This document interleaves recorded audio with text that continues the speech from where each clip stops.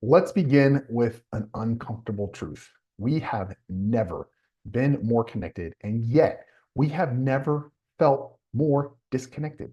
We live in an era where human emotion, joy, anger, love, fear can be expressed instantly through a device we carry everywhere. Our phones are the first things we touch in the morning and the last thing we see before we go to sleep. That one right here. We're surrounded by glowing screens, social media feeds, text messages, video games, streaming shows on Netflix and Amazon and Hulu and Disney, HBO Max. And we tell ourselves it's normal. And I guess it is because everybody is doing it. But deep down, most of us know, most of us feel it's not right.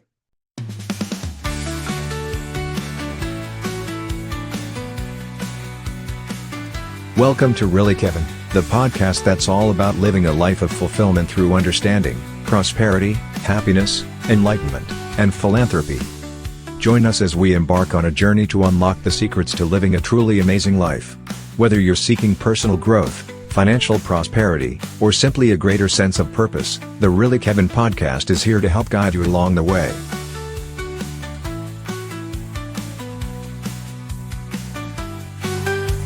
Something human is slipping away from all of us. We're losing silence. We're losing presence. We're in a most dangerous point in our evolution. We are losing control of our own attention. Let's call it what it is. It's an addiction. When we hear that word, we think of drugs or alcohol, things that alter the mind. But what if I told you your phone, your social media, your video game console, they're doing exactly that to your mind?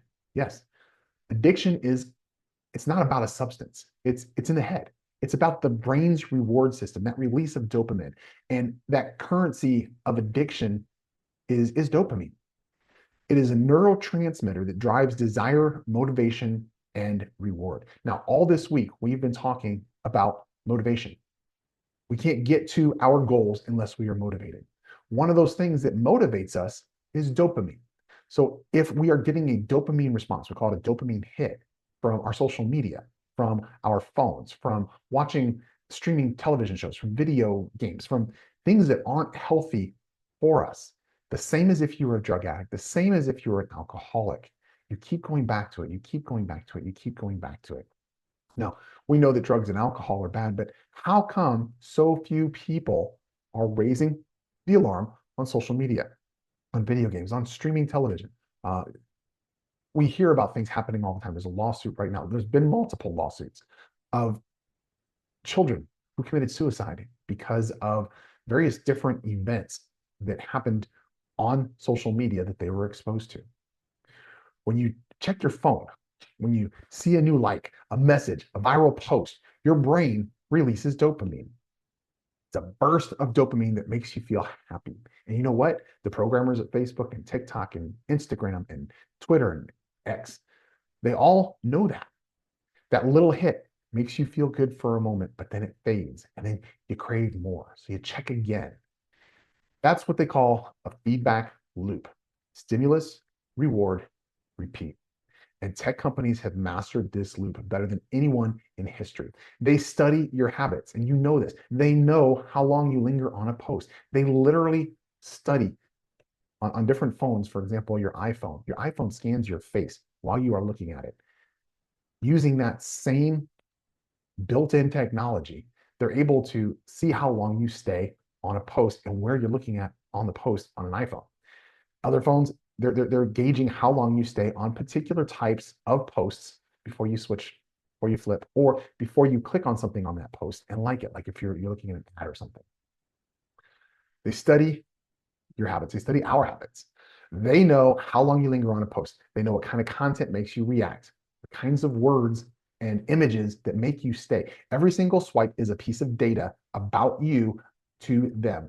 Data that feeds into an algorithm designed not to serve your well-being, but to exploit your impulses. That's what they call behavioral engineering. Social media platforms, video game developers, and streaming networks employ neuroscientists, behavioral psychologists, and data scientists whose job it is to design systems that keep you hooked. That infinite scroll on social media, that next episode plays in 5 seconds, that constant stream of notifications, those are conveniences. They are psychological hooks. They're carefully timed to keep your dopamine circuits firing just enough to make you crave more, but not enough to be satisfied. You become trapped in what researchers call variable reward loops, the same pattern found in slot machines in Vegas. Slot machines in Vegas. Who knew that those were addictive, right? We know they're addictive. You never know what you're going to get next. Funny video, an emotional story, a controversial post. So you keep on scrolling. That unpredictability, that little bit of maybe this time will be worth it, is what makes it so addictive. And while your attention is being pulled, something else is happening behind the curtain, something far more dangerous. You are being harvested and programmed. But let's go with harvested, because that is scary. Every time you click, pause, comment, or even hesitate on the screen, it's recorded.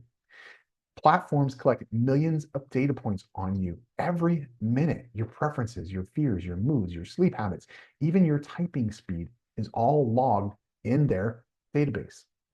This data is then used to build an incredibly detailed psychological profile of you, a model of you that knows how you're going to react before you even know how you're going to react.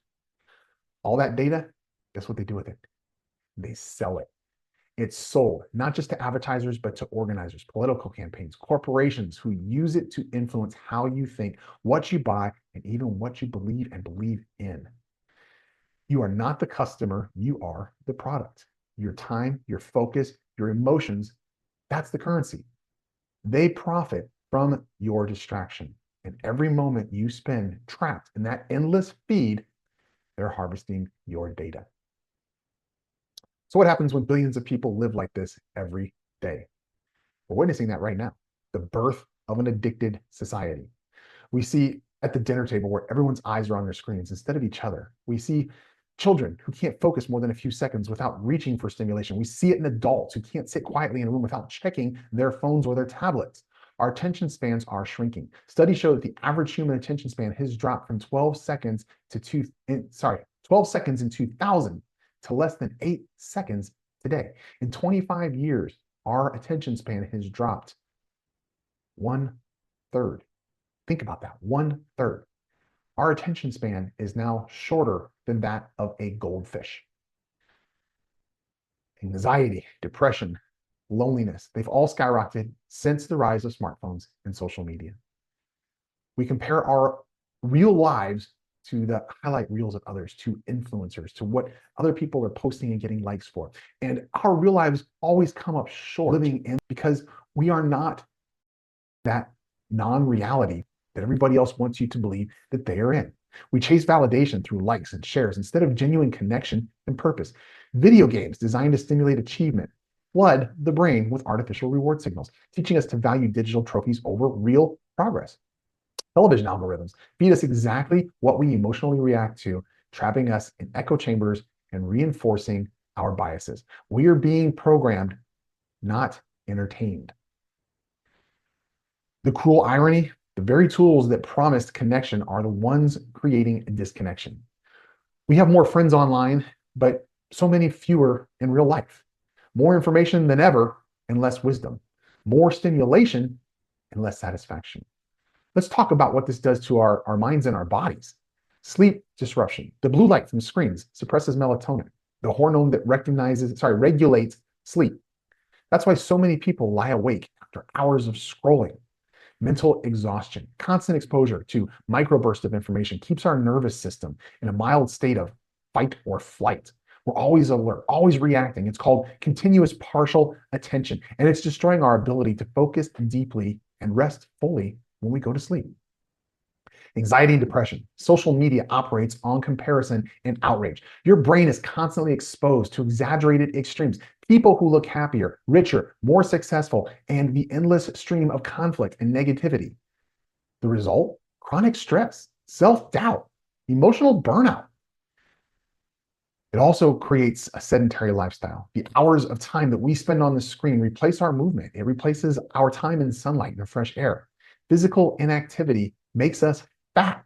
Obesity is linked to heart disease, fatigue, and cognitive decline. Social isolation. This is what's going to be the death of us as a human race. The more connected we are online, the less connected we become in person.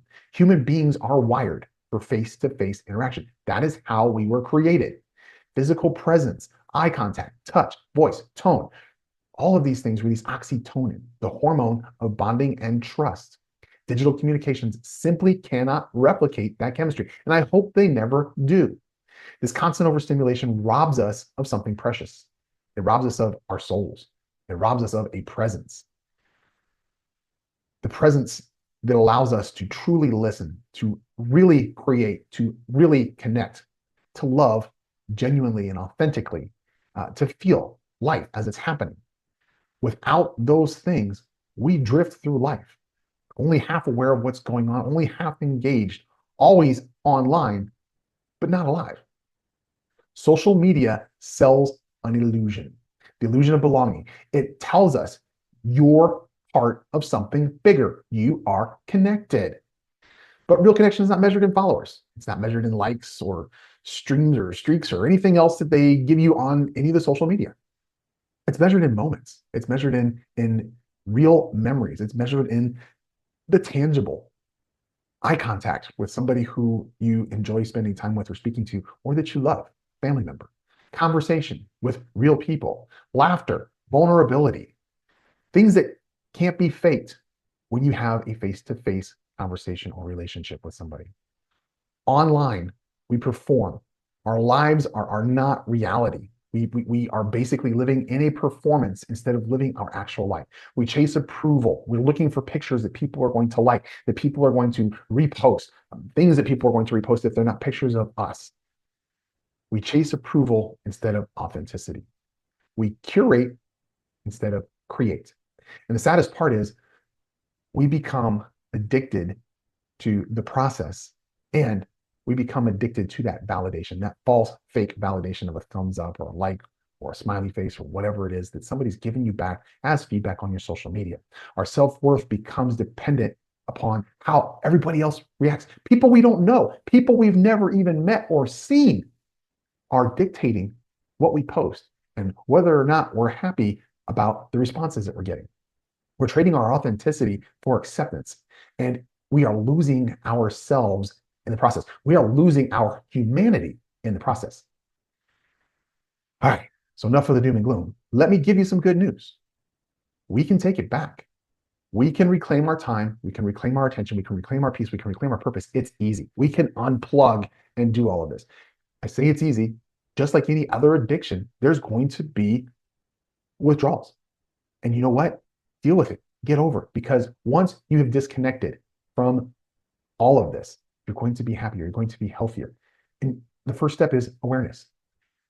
You cannot change what you don't acknowledge. So I'm going to say the first step is awareness. Second step is acceptance. Accept that there is an issue. Accept that this is not a good technology. This is not a good tool. This is an addiction. Whether you feel like it's an addiction that affects you or not, it is clearly an addiction for other people, and it's not something that you want to be involved with. Recognize that the pull that you get to check your phone, it's not a weakness. It's conditioning. It's something you've been programmed to do. And once you see it for what it really is, once we recognize it and identify it and call it out for what it really is and address it, then we begin to regain the power. We start taking the power back for ourselves. Third step, boundaries. Set clear boundaries for yourself. If you have children, by all means, you need to be setting boundaries for them. They need to have clear, definitive boundaries. We rarely let our child use electronic devices. She uses a tablet for her homework. It's testing. And honestly, even that, she's addicted to getting that tablet and going through testing, not because she likes testing, but because she likes that tablet in her hand. She likes that glowing screen in front of her face. Set boundaries. Turn off non-essential notifications. We have so many, I do that on my phone. We have so many notifications that we just don't need. I have all of my notifications turned off except for my text messages. I have different tones for my text messages for family members, for immediate family members, and for people who I know through work, friends, that type of thing. So I can put my phone down, I can put it in another room. And when I hear a text go off or when I hear the phone ring, I know if it's somebody that I need to go and answer the phone because it might be important, family member or something like that. Or if it's something I can put off until tomorrow because it's after 5 o'clock and that's the ringtone from somebody at work. That's the ringtone from somebody I don't know. It could be a spam call. If you're going to spend time on your phone, spend time programming your phone so that you can get away from it by using those tools. Turn off everything that you don't need. Create a tech-free zone. Create tech-free zones. I don't know how big your house is, but have areas of your house where you just don't have anything in there. We took the television out of our bedroom. I don't even like having cell phones in the bedroom, but my wife uses hers for an alarm clock. Absolutely positively, your dining room needs to be a tech-free zone. And like I said, I think the bedroom should be as well. You'll sleep better, you'll be happier, your relationship will be better, and you'll have better conversations. Use the grayscale mode on your phone. There's a grayscale mode. Did you know that? Use your grayscale phone on your phone to reduce visual triggers. Did you know that different colors trigger different responses in you? Did you know that there are cartoons that are literally programmed in certain colors and certain rhythms to program children? It's not a conspiracy theory, it's reality. It's sad. It's scary. Know that and make sure that you don't expose your children to that. Share this information with other people. I know some people might think you're a crackpot, but find the information online and show them. It will blow you away. While I'm on that topic, real quick, side note, Social Distortion. I believe that's what it was called. It was on Netflix. It is a eye-opening documentary about what is happening with social media. It was made probably 7, 8, maybe even 10 years ago. But it is very, very eye-opening. If you're going to watch anything on Netflix, that's what you need to watch. If you're going to watch anything on social media, watch me. If you're going to watch anything on Netflix, watch that. Apart from electronic free zones, apart from setting your phone to grayscale, set time limits for yourself and for your children. Do it as a family. For social media, uninstall apps that are going to be games that are going to be calling you there and calling you there. Get rid of them. Just don't have them so that you don't have to worry about them. Just delete them. If you're paying a monthly subscription for it, so much the better. It means more money in your pocket. Delete all the apps that are distracting you, all the apps that you're spending time on that are not productivity apps. Replace scrolling on your phone with something that feeds your soul. It could be reading a book, it could be journaling, it could be walking, meditating, riding your bike, spending time in nature, spending time with your family, spending time with your spouse. Replace this fake nothing with something that's actual and real and tangible. Once you start doing this, like I said, you're going to feel it. You're going to have that detox, just like any other addiction that you give up. You're going to have that withdrawal. Take one full day every week, a digital break, a digital vacation. No screens, no notification, no noise, nothing. I like to do this on Sundays. I might use the phone a little bit, but for the most part, I put it away. If we watch TV or something, it's a family movie and it's usually an older movie and we watch it together as a family. We're not watching a streaming type of event. At first, just like any other addiction that you're breaking, you're gonna feel anxious. You're gonna feel like you're missing something. Something's going on and I don't know what's happening. So-and-so is liking my pictures and I don't know what's going on. So-and-so is posting pictures and I don't see it. Who cares? After a few hours, you're gonna feel something that is tangible. After a day or two, you're gonna feel at peace. You're gonna realize I didn't need this. I existed before all this. Mankind existed for hundreds of thousands of years before all of this, and they did just fine. In fact, they did better. They were healthier. They were more emotionally complete. They had better social skills, better social structures. That peace, that thing that you're reconnecting with, that's life. That's reality. That is the real world. Final step, replacement. Unplugging is not about removing joy. You're not giving up something that brings you happiness. You're bringing something that you're addicted to and your brain is making you think you like it. But you're removing something that is unhealthy. So Add in something that's going to bring you real joy, something that is real, that is tangible, that you can actually touch and feel and feel it here in your heart and your soul. Start conversations with people, your neighbors, your family members, people at work, whoever it is. Start real conversations. Talk to them. Go outside. Move your body. Get some air. Get some sunshine. We need vitamin D. Instead of taking a vitamin D supplement, go out and get some sunshine. Your skin produces vitamin D naturally when you're in the sun. It doesn't even take that much time, especially when you're someplace like Florida or California, where I used to live. Create something with your hands. Whatever it is you like to do, drawing, painting, sculpting, building things out of popsicle sticks, whatever it is that you want to do. I know people, they are fascinated with building domino. I don't know what they call those things, but those elaborate domino things. People who build houses of cards, that's how they get their satisfaction. Whatever it is that you like to do, that's an activity that you can do with your hands, that is expressive, that you feel like you've done something. It may just be a house of cards and it's going to fall. It may just be dominoes and they're all going to fall. But there is a sense of satisfaction. There is a gratefulness. There is a dopamine hit that you get when you have set those dominoes up, when you built that house of cards, when you built that birdhouse out of popsicle sticks. Make it real. Make it tangible. Create something real. Learn a new skill. Be where your feet are. Does that make sense? Be present. How many people are standing anywhere? Restaurant, work. They're wherever their phone is. Their mind is not where they are. How many people do we see walking around, walking into things, tripping over things, falling over things? Because their mind is not where their feet are. Be where your feet are. Be present in the moment. When you replace digital noise with real experience, your brain chemistry begins to rebalance. The dopamine resets to normal levels and normal firing. Your focus returns. Your creativity reignites. And you start to feel alive again. Remember, we started this because we were talking about motivation. How can you be motivated to do something? How can you focus on achieving your goals in the real world if you don't live in the real world? How are you going to have the time to do those things if your time is being sucked up by social media, by video games, by streaming television, by things that aren't getting anything accomplished? What happens when you live unplugged? Even if you just do it partially, you sleep better. You think clearer. You feel it. Your attention, which was once scattered across 100 screens, becomes sharper, more focused, more deliberate. You rediscover the ability to be present in the moment. Your relationships with your spouse, with your significant other, with your family members, with your coworkers, with anybody, they deepen. They become more real. Conversations become meaningful again because they're real.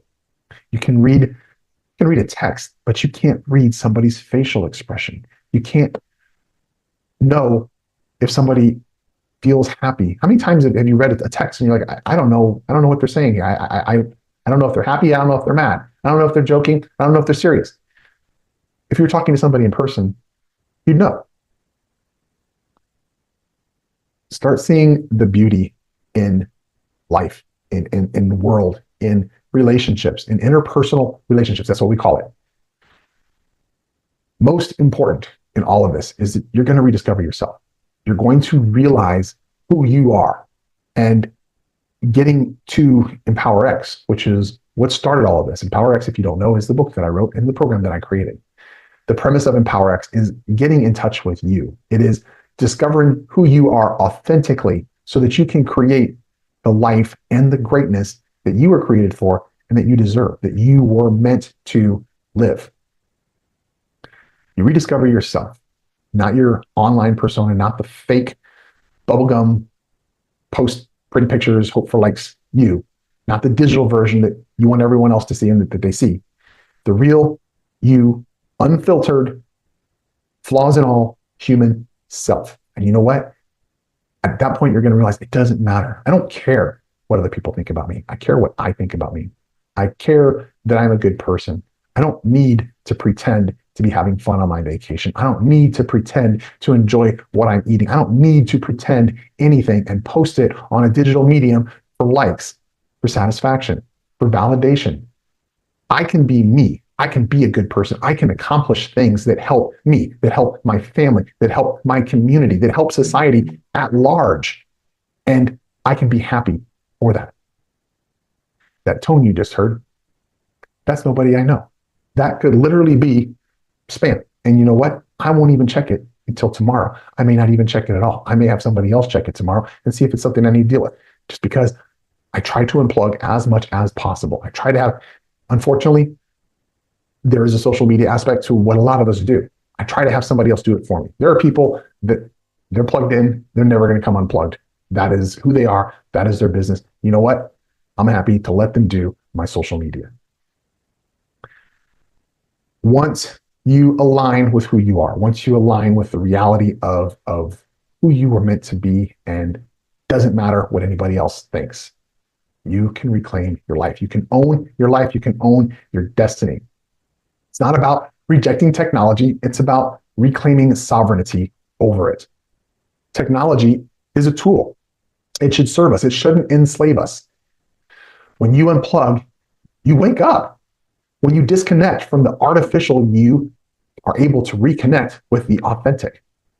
When you quiet that noise, you can finally hear the voice that matters. That's your own.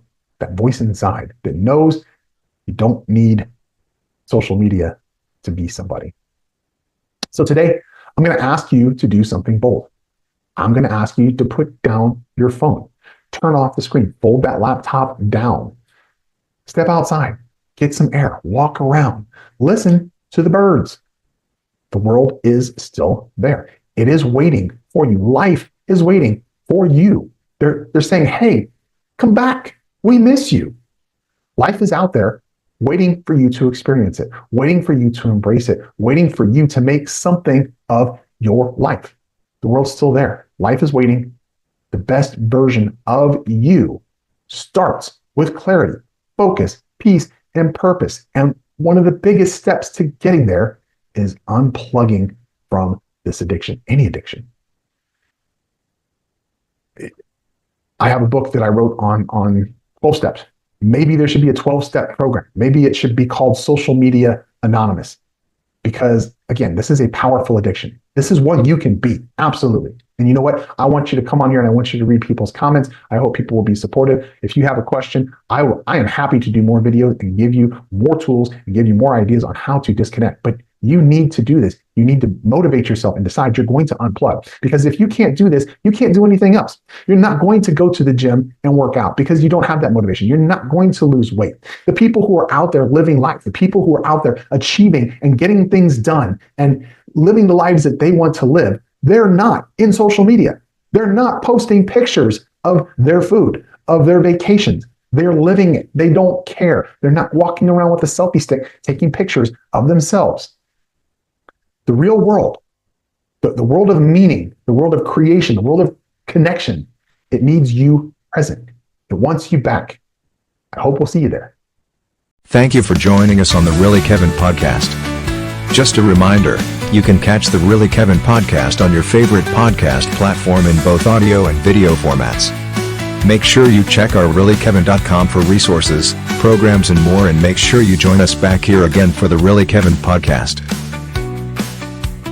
Follow us for even more content on our social media channels. Really Kevin on Facebook, Instagram at IG Really Kevin, TikTok is TT Really Kevin, and X formerly known as Twitter at X Really Kevin. And again, don't forget to check our www.realllykevin.com. Until next time, enjoy your amazing life.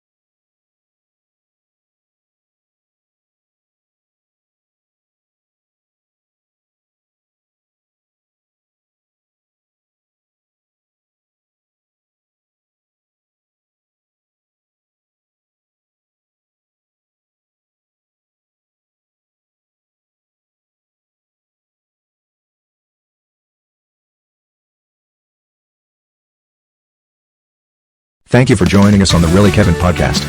Just a reminder, you can catch the Really Kevin podcast on your favorite podcast platform in both audio and video formats. Make sure you check our reallykevin.com for resources, programs and more, and make sure you join us back here again for the Really Kevin podcast. Follow us for even more content on our social media channels. Really Kevin on Facebook, Instagram at IG Really Kevin, TikTok is TT Really Kevin, and X, formerly known as Twitter, at X Really Kevin. And again, don't forget to check our www.reallykevin.com. Until next time, enjoy your amazing life.